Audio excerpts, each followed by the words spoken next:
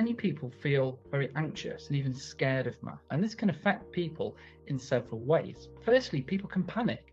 They have an emotional response to numbers, or even the thought of being presented with numbers or doing maths.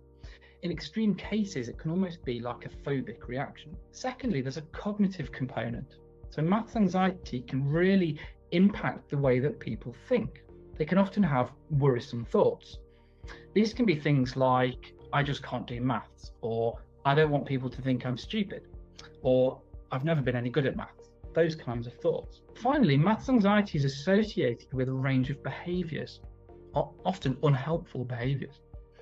This might be most apparent in more pressurised situations, for example, exams, where somebody's body language can even indicate that they are in some distress. It can also result in avoidance of maths.